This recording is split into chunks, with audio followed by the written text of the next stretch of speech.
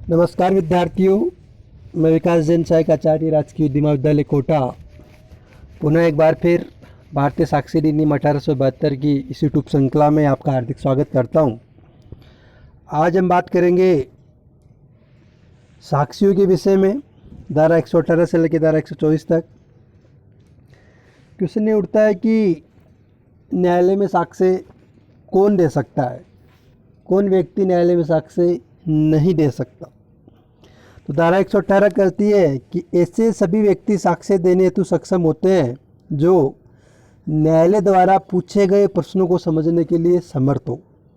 दूसरा, जो इन प्रश्नों का उत्तर देने में कुछ कारणों से असमर्थ न हो। वो कारण है जैसे कम आयु, अत्यधिक बुढ़ापा, मानसिक अथवा शारीरिक बीमारी, और चौथा इसी प्रकार का कोई अन्य कारण।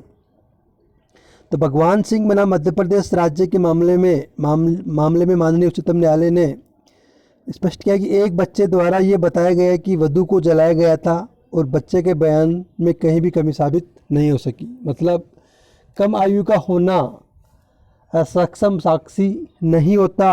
अगर वो व्यक्ति बच्चा कम आयु का है और न्यायालय द्वारा पूछे गए प्रश्नों को समझने में समर्थ है तो वो सक्षम साक्षी हो सकता है। इसके लिए इतना सा ही है कि वो कम आयु या फिर अत्यधिक बुढ़ापा, मानसिक और शारीरिक बीमारी या इसी प्रकार कोई अन्य कारण से वो व्यक्ति न्यायालय के प्रश्नों को उत्तरों को समझने में असमर्थ है तो वो सक्षम साक्षी नहीं होगा। उसके बाद बात करते हैं कि गूंगा व्यक्ति या मूक साक्षी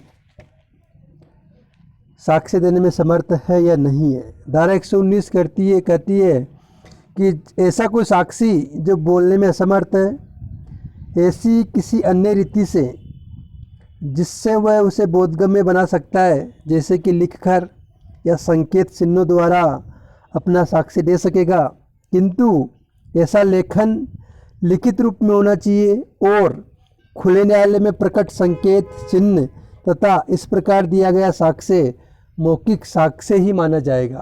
अर्थात अगर कोई व्यक्ति गूंगा है या बोलने में असमर्थ है तो वो न्यायालय में लिखकर या संकेत चिन्हों के माध्यम से न्यायालय में साक्ष्य दे सकता है। ये सब उसको खुले न्यायालय में करना होगा और ये सब साक्ष्य मौखिक साक्ष्य ही माने जाएंगे। परंतु यदि साक्षी मौखिक रूप से संसूचित करने में असमर्थ है तो न्यायालय कथन अभिलिखित करने में किसी स्पेशल एजुकेटर या इंटरप्रेटर की सहायता लेगा और ऐसे कथन की वीडियो फिल्म तैयार की जा सकेगी। ठीक है, तो जो व्यक्ति बोलने में असमर्थ है उसका साक्ष्य वो भी साक्ष्य देने में सक्षम है और वो न्यायालय में लिखकर या संकेत चिन्हों के माध्यम से अपना साक्ष्य देगा, लेकिन ये सब साक्ष्य मौखिक साक्ष्य की श्रेणी में ही आएंगे। इसके बाद बात आती है पति पत्नी के साक्ष्य की कि पति पत्नी सक्षम साक्षी होंगे या नहीं होंगे। तो धारा 120 कहती है कि सभी सिविल कार्रवाई के वाद के पक्षकार और वाद के किसी भी पक्षकार का पति या पत्नी सक्षम साक्षी होंगे। किसी व्यक्ति के विरुद्ध दंडिक कार्रवाई में उस व्यक्ति का पति या पत्नी सक्षम साक्षी होगा या होगी। अर्थात क्योंकि धारा 120 में पति पत्नी को सक्षम साक्षी का प्रावधान करने का कारण ये रहा कि प्राचीन काल में पति और पत्नी कानून की दृष्टि से एक ही समझे जाते थे। इस कारण यदि पति या पत्नी किसी कार्रवाई में पक्षकार रहते थे तो उनकी पत्नी या पति उनके लिए या उनके विरुद्ध गवाही नहीं दे सकते थे। इस धारा का उद्देश्य इस प्राचीन नियम को हटाना ही था। इस प्रकार सिविल कार्रवाई में दावे के पक्षकार और किसी पक्षकार का पति या उसकी पत्नी सक्षम साक्षी माने जाएंगे। जिस व्यक्ति के विरुद्ध कोई दंडिक कार्रवाई हो उसका पति या पत्नी सक्षम गवाह माने जाएंगे। इसके बाद बात करते हैं कि न्यायाधीश और मजिस्ट्रेट सक्षम साक्षी हो सकते हैं या नहीं। तो कोई न्यायाधीश या मजिस्ट्रेट, जो कि धारा 121 में प्रावधान है इसका, कि कोई न्यायाधीश या मजिस्ट्रेट अपने ऊपर की अदालत के विशेष आदेश के बिना किसी प्रश्न का उत्तर देने के लिए बाध्य नहीं किया जा सकता जो उस आचरण से संबंध रखता है जो कि सरकारी कर्तव्य पालन के दौरान किया गया था, अथवा कोई वस्तु जो उसके ज्ञान में उस समय आई हो जबकि उसने सरकारी कर्मचारी की हैसियत में कार्य किया था। एग्जाम्पल है कि कै सेशन न्यायालय के समक्ष पुलिस ऑफिसर को मारने के प्रयत्न में अपराध करने का अभियुक्त है। ख के समक्ष जो कि मजिस्ट्रेट है विचारण में था, ख की परीक्षा की जा सकती है कि उसके समक्ष क्या हुआ। इस धारा के अधीन न्यायाधीश या मजिस्ट्रेट को ऐसे न्यायाधीश या मजिस्ट्रेट के नाते अपने स्वयं के आचरण के बारे में या फिर किसी ऐसी बात के बारे में जिसका ज्ञान उसे ऐसे न्यायाधीश या मजिस्ट्रेट के नाते न्यायालय में हुआ, प्रश्नों का उत्तर देने के लिए किसी ऐसे न्यायालय के विशेष आदेश के सिवाय जिसके वह अधीनस्थ है विवश नहीं किया जाएगा। अन्य बातों के बारे में जो उसकी उपस्थिति में उस समय घटित हुई थी जब वह ऐसे कार्य कर रहा था, उसकी परीक्षा की जा सकेगी। इसमें एग्जाम्पल और है कि कै सेशन न्यायालय के समक्ष इसलिए अभियुक्त है कि उसने सेशन न्यायाधीश ख के समक्ष विचारित होते समय किसी पुलिस ऑफिसर की हत्या का प्रयत्न किया था।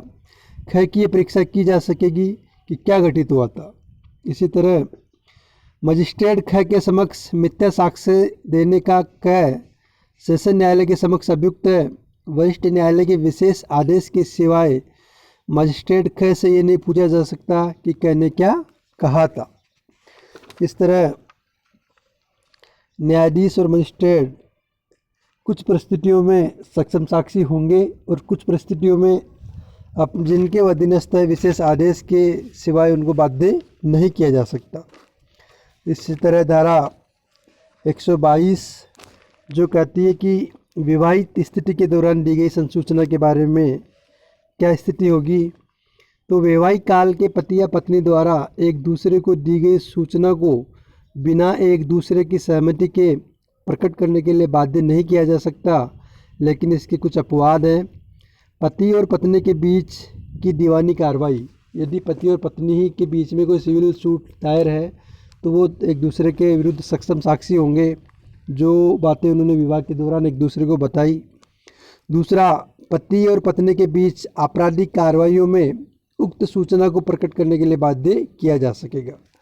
सामान्य नियम यह है कि धारा 122 कहती है कि पति या पत्नी वैवाहिक काल में एक दूसरे को दी गई संसूचना को एक दूसरे के खिलाफ प्रकट करने के लिए बाध्य नहीं किए जा सकते और ऐसी संसूचना को न्यायालय के अंतर्गत साबित करने से रोक दिया जाएगा। धारा 122 को लागू करने के लिए आवश्यक नहीं है कि पति या पत्नी मामले की कार्रवाई के पक्षकार हों। मान लीजिए कोई ऐसा वाद है जिसमें पति या पत्नी पक्षकार नहीं है, किंतु पति और पत्नी के बीच के वार्तालाप को मामले को निपटाने के लिए पेश करना जरूरी है, तो ये धारा ऐसे वार्तालाप को पेश करने की अनुमति नहीं देगी। धारा 122 के दिन कोई विवाहित व्यक्ति किसी संसूचना को जो किसी व्यक्ति द्वारा जिससे वह विवाहित है या रह चुका है विवाहित स्थिति के दौरान में उसे दी गई थी प्रकट करने के लिए विवश न किया जाएगा और न वह ऐसी संसूचना को प्रकट करने के लिए अनुज्ञात किया जाएगा सिवाय जबकि वह व्यक्ति जिसने वह संसूचना दी है या उसका हित प्रतिनिधि सहमत हो या उन वादों में जो विवाहित व्यक्तियों के बीच में हो या फिर उन कार्रवाइयों में जिनमें एक विवाहित व्यक्ति दूसरे के विरुद्ध किए गए अपराध के लिए अभियोजित हो। कभी सुरक्षा नहीं मिलती। इस नियम के कुछ अपवाद है। प्रत्येक पक्षकार की संसूचना सुरक्षित नहीं रखी जा सकती। संसूचना के अतिरिक्त कार्य कोई पत्नी ये साक्ष्य दे सकती है कि उसके पति ने किसी विशेष अवसर पर क्या कार्य किए थे, परंतु इस बात का नहीं कि उसने क्या कहा था। पर व्यक्ति द्वारा साक्ष्य, पति पत्नी में किसी पर व्यक्ति की उपस्थिति में होने वाली बातचीत या जिस किसी पर व्यक्ति ने छिप कर सुन लिया हो उसका साक्ष्य ऐसे व्यक्ति दे सकता है। केवल विवाह के पक्षकार साक्ष्य देने से वर्जित है, कोई अन्य व्यक्ति नहीं। विशेषाधिकार का अधित्यजन करके किसी विशेषाधिकृत संसूचना का साक्ष्य उस व्यक्ति या उसके प्रतिनिधि की अनुमति से दिया जा सकता है जिसने संसूचना दी थी, इसे विशेषाधिकार का अतिजयन कहते हैं। इसके बाद बात करते हैं कि राज्य के कार्यकलाप के बारे में क्या साक्ष्य दिया जा सकता है। तो धारा 123 कहते हैं कि कोई भी व्यक्ति राज्य के किसी भी कार्यकलाप से संबंधित अप्रकाशित शासकीय अभिलेख ऑफिशियल रिकॉर्ड से उत्पन्न कोई भी साक्ष्य देने के लिए परमिटेड नहीं किया जाएगा, सिवाय संपर्क विभाग के प्रमुख ऑफिसर की अनुज्ञा के, जो इसे अनुज्ञा देगा और जो विड्रॉल करेगा, विथ होल्ड करेगा, जैसा करना वह ठीक समझे। अर्थात इस मामले में एक राजनारायण बनाम इंदिरा गांधी के मामले में इलाहाबाद उच्च न्यायालय ने एक महत्वपूर्ण धारा बात कही, जो धारा 123 से संबंधित है। इसमें 3 तत्व हैं। दस्तावेज अप्रकाशित अभिलेख होना चाहिए, दस्तावेज राज्य के क्रियाकलाप से संबंधित होना चाहिए और इसे विभागाध्यक्ष की स्वीकृति पर साक्ष्य में ग्रहण किया जा सकता है। विभागाध्यक्ष चाहे तो स्वीकृति दे अथवा नहीं दे। इसके बाद है धारा 124 शासकीय संसूचना। तो ये बता दिए कोई भी लोक ऑफिसर उसे शासकीय विश्वास में दी गई संसूचनाओं को प्रकट करने के लिए विवश नहीं किया जाएगा, जबकि वह समझता है कि उसे प्रकट करने में लोकहित की हानि होगी। अर्थात कोई भी लोक अधिकारी को उस संसूचना को बताने के लिए बाध्य नहीं किया जा सकता जो उसे शासकीय विश्वास में दी गई है, जबकि वो लोक अधिकारी ये समझता है कि इससे जनता के हित में हानि होगी। लोकहित ये अपेक्षा करती है, लोक नीति ये अपेक्षा करती है कि ये सही सिद्धांत भी है कि जो व्यक्ति किसी न्यायाधीश या रिकॉर्ड रखने वाले न्यायालय तथा उसके क्लर्क या स्टेनोग्राफर से प्रस्तुत मामले में किए गए कथनों के बारे में वैश्वासिक संबंधों में है, उन्हें इस हैसियत से पैदा होने वाले विश्वास तथा भरोसे को भंग करने के लिए विवश नहीं किया जाना चाहिए और न ही अवसर देना चाहिए। पब्लिक ऑफिसर से तात्पर्य ये है कि सभी ऐसे ऑफिसर सम्मिलित होंगे जो लोक कार्य करते हैं, केवल निजी कार्य नहीं। जैसे किसी विश्वविद्यालय के कुलपति, ये सब लोक ऑफिसर की श्रेणी में आते हैं।